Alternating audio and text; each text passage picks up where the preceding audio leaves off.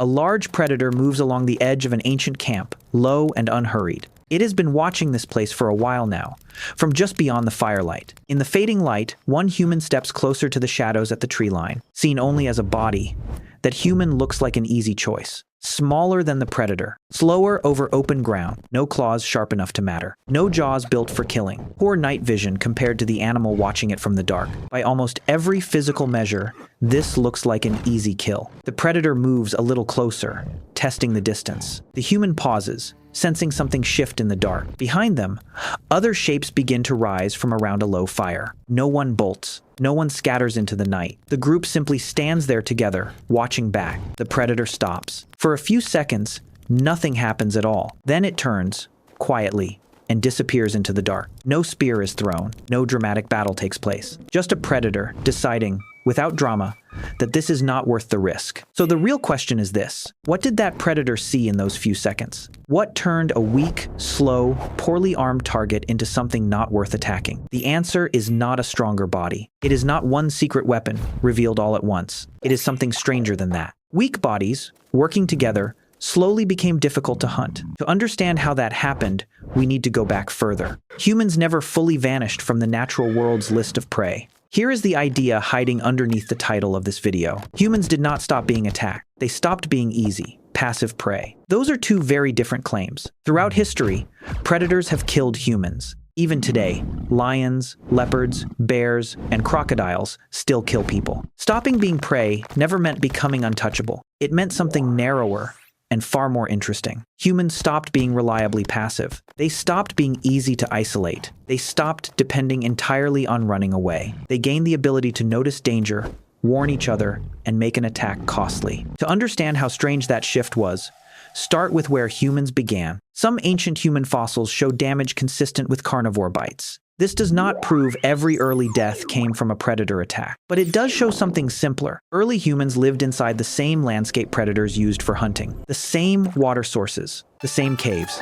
the same travel routes through open country. The places humans needed most were often the places danger gathered. Night made everything worse. Sleep made everything worse. Reduced vigilance, reduced light, and slower reactions, all arriving at once. Predator speed and bite force are not the most revealing part of this story. What matters here is simpler and more human. Early ancestors did not walk into history as rulers of the savannah. They walked in as a species that had to learn how not to disappear. Long before humans could reliably dominate dangerous animals, they had to become harder for those animals to hunt. The shift did not begin with one invention. It began with a basic pressure. Even the strongest predator carries a weakness of its own. The changes that followed did not arrive in one clean sequence. They overlapped, reinforced one another, and developed differently across human populations. A predator can win a fight and still die from it. That sounds strange, but it holds up. An eye injury can end a predator's hunting career. A damaged leg can take away the speed it depends on. A wound to the jaw can weaken its bite for the rest of its life. Infection can turn a small injury into a fatal one. A weakened predator can lose its food, its territory, or its place in a group. In nature, an advantage is not simply winning. An advantage is winning cheaply. Natural selection tends to favor predators that avoid unnecessary risk. That does not mean predators calculate the way an accountant would. It means risky behavior tends to get punished over time, and caution tends to survive. So predators, across many species, lean towards safer choices. They favor targets who are alone, already injured, very young, or very old. They favor prey that panics and runs in a straight line. None of this requires conscious calculation. It is closer to instinct, shaped by experience and generations of selection. Here is the idea that changes everything in this story. Early humans did not need to prove they could kill a lion. They only needed to prove that a lion could be hurt. From that point, every advantage mattered for the same reason. Each one answered a single question. How did humans increase the chance a predator would be noticed, resisted, or injured? Not how did humans become stronger, but how did they make the attack more expensive? Much of this is inferred, and modern predators are a comparison rather than direct proof for every Pleistocene species. Even so, caution around risky prey appears across many predator species alive today. A single human standing alone could still be a low-risk target. One of the strongest ways to change that calculation was simple. Humans increasingly face danger as a group. A lone human has real limits. One person can only watch one direction at a time. One person cannot sleep and stand guard in the same moment. One person can be tracked and approached without ever knowing it. One person cannot run, protect a child, and fight back all at once. If that person is injured, there is often no one nearby to help. A group changes 4 things at once.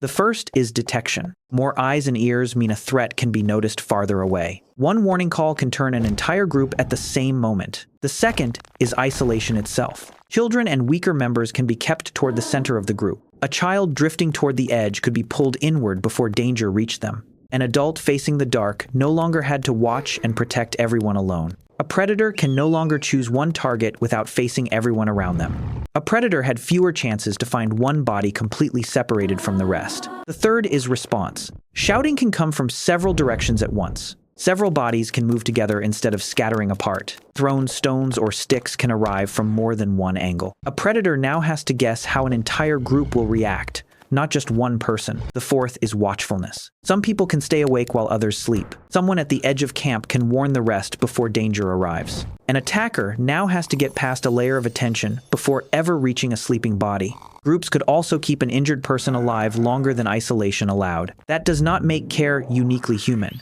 but it shows what cooperation made possible. The group did not make each human physically stronger. It made each human harder to isolate. That mattered enormously. But once darkness fell, all of that watching still had limits. For early humans, night was a serious disadvantage. Vision dropped sharply. Many people were asleep at once. Reaction time slowed. A predator could approach with far less chance of being noticed at all. Fire changed 2 variables at the edge of that darkness. The first was darkness itself. Firelight revealed movement near the edge of camp. Eyes and shapes in the dark became easier to spot in the glow. A person keeping watch could see farther than in complete darkness. The second was surprise. Smoke, heat, and flame made a quiet approach harder to pull off. A burning branch could be lifted or waved as a direct deterrent. A group startled awake could react far faster than one caught fully asleep. Getting close to a sleeping human, undetected, became a much harder problem to solve. Fire was never a perfect protective barrier around a camp. Not every animal reacted to fire in the same way. A hungry predator,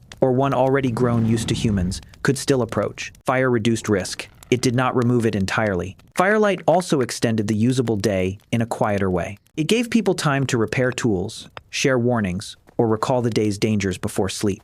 That extra time may also have helped practical knowledge become a shared routine. Fire did not give humans claws. It took darkness away from the animals that already had them. Light improved the final moments before an encounter. A deeper advantage was recognizing danger before it appeared at all. A predator does not have to be visible to leave information behind. It leaves tracks pressed into soft ground. It leaves claw marks on bark, or bones stripped clean of meat. It leaves drag marks where a carcass was pulled away. It leaves bent grass or broken branches where something large passed through. An experienced person could read a surprising amount from these signs. What kind of animal had passed by? Roughly how large it was. Which direction it had gone. Whether the tracks were fresh or old. Whether the animal was moving normally or hunting something else. Whether it seemed to be alone or traveling with young. Not every early human held this skill at the same level. This kind of reading develops slowly, through watching and being corrected by someone more experienced. Modern tracking traditions still show how detailed this reading can become, used here only as illustration, not proof every ancient group shared identical skill. Over years of observation, a mental map of danger could begin to form. Which water source was risky at certain times of day, and which terrain made an ambush easier to pull off. Which cave already showed fresh signs of a predator using it, and which paths offered a clear line of sight. Which seasons brought certain predators closer to camp. That changed the timing of survival. Humans could react to threats that were no longer standing in front of them. Survival stopped depending entirely on reflexes in the final few seconds of an encounter. It started instead with decisions made hours, or even days, before any encounter happened. The safest victory was always the encounter that never happened at all. A group finding fresh tracks beside a water source could leave before thirst forced a dangerous meeting. Another group could choose a longer, more open route, because visibility mattered more than distance. But tracks protect only the person who knows how to read them. Tracking became far more powerful when that knowledge could reach someone who had never seen the signs. This created a 3-step expansion of human awareness. Step 1. seeing something that is no longer there. Tracks let a person know a predator had been somewhere, even though it was gone by the time they arrived. Step 2. Knowing something you never witnessed yourself. Communication let one person learn about an encounter they were never present for. Step 3. Learning from someone who is no longer alive. Teaching let a lesson keep existing long after the person who lived it had died. Without flexible communication, hard-earned knowledge could vanish with the person who held it, forcing others to repeat the same mistakes. As communication became more precise, people could describe where a dangerous animal tended to appear, which direction it usually approached from, and which reactions once made it turn away. One person could live through a single dangerous encounter, but an entire group could end up owning the lesson from it. A child could be warned about a danger before ever facing it directly. Someone from a completely different group could receive a warning about an animal they had never personally seen. Over time, individual experience became something larger than itself. This was cooperation accumulating across time, not only cooperation in one moment. Group defense had become more than several bodies standing together. It had become cumulative cooperation, with each generation inheriting a better starting point than the one before it. It became habit, then a shared rule, then a skill taught from someone older to someone younger. It became a cautionary story, repeated because it kept people alive. Predators learn from experience too, and some behaviors can spread through a group. The difference was not learning itself. Humans could intentionally describe an event to someone absent, combine separate lessons, and preserve them across generations. Predators could learn from an encounter. Humans could preserve the encounter after everyone who witnessed it was gone. A human could die. The lesson did not have to die with them. Before long-range weapons, hurting a predator required getting close to it. Getting close meant stepping within reach of its teeth and claws. That was a deeply unbalanced trade. Thrown stones, long sticks, and eventually spears changed that trade completely. Distance weapons increasingly allowed humans to cause pain before being touched. They could strike from more than one direction at once. They could defend someone else without rushing into close combat themselves. They could force a predator to cross a dangerous zone just to reach them. A sharpened spear is not simply a pointed stick. It carries knowledge about which wood holds up under stress and how to shape and balance it correctly. It carries knowledge about how to throw it, how to aim it, and how to coordinate an attack with other people. It carries lessons learned from every attempt that failed before it. A weapon, in that sense, is collective memory turned into a physical object. The tool mattered because the knowledge behind it could be copied, corrected, and improved. One successful design could become the group's standard, then the next generation's starting point. Wooden spears, like the well-known examples found at Shoningen, show shaping consistent with intentional design. Their exact age is still debated among researchers, so specific dates deserve caution. These spears were most likely used, mainly for hunting, not defense against predators specifically. Their real value here is different. They show early humans were capable of careful design and precise control of distance. Before distance weapons, a predator only faced risk after it had already reached a human.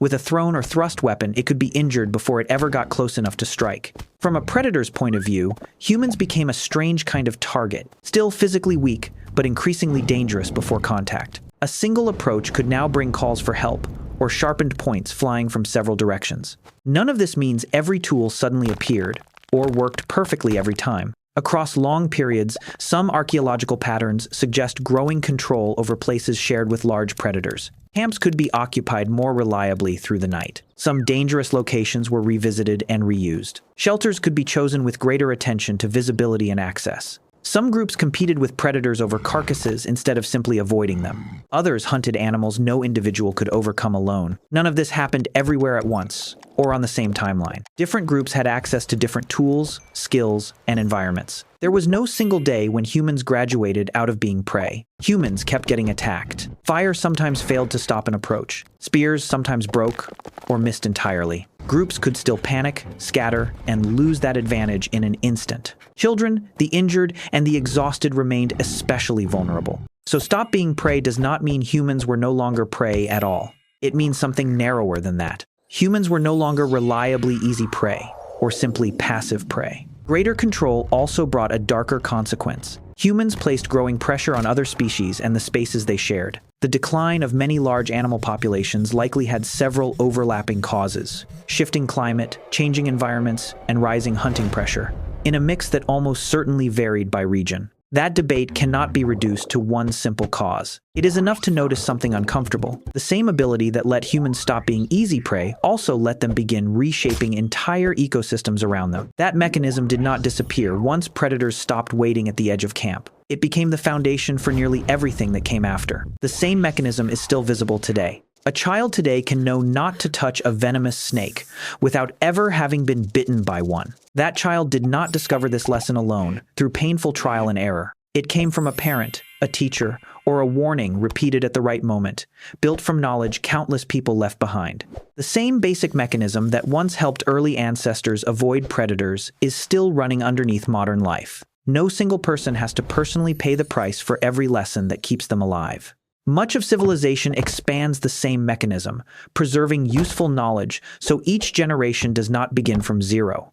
If you enjoy finding the hidden systems behind human survival, subscribe and stay with us for the next question. Now return to that predator standing at the edge of the firelight. It is still faster than any human nearby and still physically stronger. Given the right opening, it could still kill a person in a matter of seconds. But it is not facing a single isolated body anymore. It is facing people who have already noticed it, and a group that does not scatter. It is facing a location chosen with care, and a response rehearsed long before this moment. It is facing a memory passed down, not personally earned by everyone present, and tools shaped by generations of failed attempts. Now, the scene from the beginning of this video makes sense. The predator was never reading intelligence directly. It was reading the signs of a target that could make it bleed. Here finally is the real answer. Humans did not stop being prey because their bodies became stronger than every predator around them. They stopped being easy prey because danger could be noticed, remembered, described, and answered by more than one person. A single human could still be killed. But the lesson from that death could go on to protect people who had not even been born yet. Predators were born with weapons. Humans inherited solutions.